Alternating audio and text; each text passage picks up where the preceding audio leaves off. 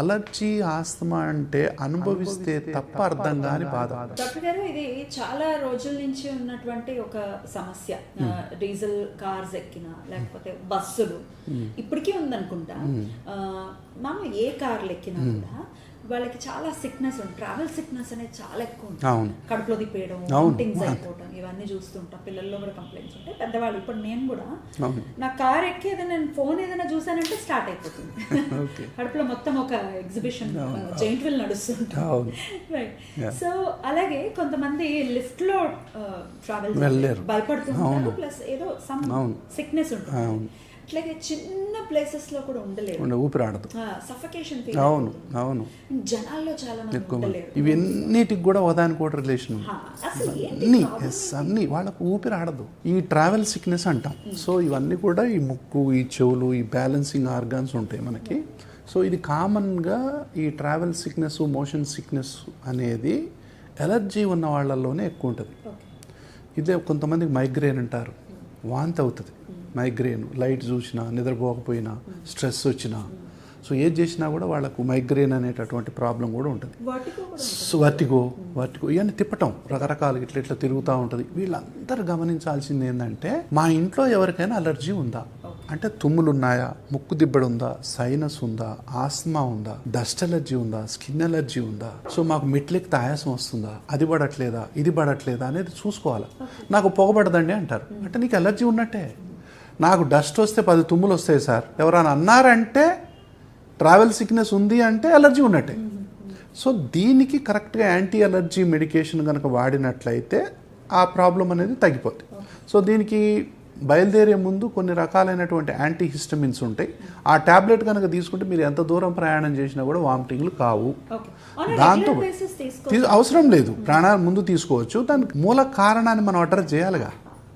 నేను చెప్పాను కదా, ఎవరికైనా డస్ట్ అలర్జీ ఉందా, తల్లిదండ్రుల్లో ఎవరికైనా అలర్జీ ఉందా, ఎక్కడ ఉంది ఈ అలర్జీ మూలం అనేది పట్టుకొని వీళ్ళకి యాంటీ అలర్జీ ట్రీట్మెంట్ ఇస్తూ, వీళ్ళు దీర్ఘకాలం ఎక్కడికైనా పోవాలనుకున్న యాంటీ ఎమెటిక్స్ అంటాం, వామిటింగ్ కాకుండా ఇస్తే గనక కొన్ని రోజుల తర్వాత చాలా మంచిగా అయిపోతారు. ఇంకొంతమంది మీరు ఏమన్నారంటే లిఫ్ట్లో పోలేరు అసలు తెలుసా. 10 అంతస్తులైనా సరే మెట్ల మీద పోయేవాళ్ళు ఉన్నారు. 10 అంతస్తులు మెట్ల మీదే పోతారు రోజు. నేను పోలేను సార్, లిఫ్ట్ ఎక్కానంటే నా పని అయిపోయినట్టే అంటారు. అంటే వాళ్ళకు ఊపిరాడదు, ఆ గాలి సరిపోదు. ఈ అలర్జీ ఆస్మాతో బాధపడిన వాళ్ళకమ్మా ఈ రూమ్లో కూర్చున్నారనుకో, వాళ్ళకి ఎలా ఉంటుందంటే ఇవన్నీ ఓపెన్ ఉండాలి. వాళ్ళకి కిటికీలు మొత్తం ఓపెన్ ఉండాలి, ధారాళంగా గాలి రావాలి వాళ్ళకి. అప్పుడు కాన్ఫిడెన్స్ ఉంటుంది, అమ్మయ్య నేను బతుకుతాను ఈ రూమ్లో. మీరు కిటికీలు వేసారా, డోర్లన్నీ మూసారా, ఇక వాళ్ళకి ఊపిరాడదు. కాదు దాని వెనక ఫోబియా అని చెప్పి సైకియాట్రిక్ ట్రీట్మెంట్ ఇచ్చేవాళ్ళు కూడా ఉన్నారు. అందుకే చెప్తున్నాను, లిఫ్ట్లో పోయేవాళ్ళు మీరు అన్నట్టుగా. లిఫ్ట్ చెప్పాను కదా. ఇంకోటి ఇరుకు గదులు, తర్వాత బస్ ప్రయాణాలు, దాని తర్వాత పబ్లిక్ మీటింగ్స్, సినిమా హాల్స్, వీటిల్లో కూడా ఉండలేరు. వీళ్ళందరూ గమనించాల్సిందంటే, వీళ్ళకు తుమ్ములు వస్తాయా, ముక్కు దిబ్బడేస్తుందా, మెట్లెక్కితే ఆయాసం వస్తుందా, నాకు అది పడట్లేదు ఇది పడట్లేదు అనే కంప్లైంట్ ఉందా, వాళ్ళ ఫ్యామిలీ మొత్తంలో రక్త సంబంధీకుల్లో ఎవరికైనా అలర్జీ ఆస్మా లక్షణాలు ఉన్నాయా, ఎక్కడన్నా కూడా ఎక్కడ ఉన్నది క్లూ దొరికినట్టే. దానికి అలర్జీ ఆస్తమా మెడికేషన్ కనుక మనం ఇచ్చినట్లయితే వాళ్ళు బ్రహ్మాండంగా లిఫ్ట్లో వెళ్తారు.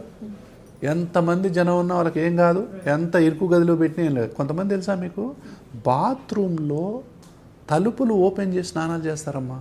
చాలామంది లేడీస్ ఓపెన్ చేసి స్నానం చేస్తుంటారు. ఇది ఎంత ఎంబరాసింగ్ ఉంటుంది, ఎంత ఎంబరాసింగ్ ఇది. అసలు భార్యాభర్తల మధ్య ఇది గొడవ తెచ్చిన సంఘటన కూడా నేను చూసా. ఏంటని ఉంటుంది కదా, అసలు బాత్రూమ్ డోర్ ఓపెన్ చేసి స్నానం చేయటం ఏంటి నువ్వు, పెద్ద గొడవ దాని మీద. ఒక ఆవిడ వచ్చి అయితే ఎంత ఏడ్చిందంటే నా దగ్గర, నా ప్రాబ్లం వీళ్ళకి అర్థం కాదు. ఆమె ఏమంటుందంటే, నా పరిస్థితి నీకుంటే డోర్ ఓపెన్ చేయటం కాదు, మొత్తం గోడలే బద్దలు కొట్టి అలా ఉంటే బాగుంటుంది అనిపిస్తుంది. ఎస్. కాబట్టి అలర్జీ ఆస్తమా అంటే అనుభవిస్తే తప్ప అర్థం కాని బాధ. ఇది ఎమోషనల్ సఫరింగ్. ఇది బయటికేమో కనపడదు. ఇంకొకటి ఏం తెలుసా, వీళ్ళు బయటకు చాలా బాగుంటారు, అసలు ఎవరు చెప్పినా నమ్మరు, అంత బాగుంటారు.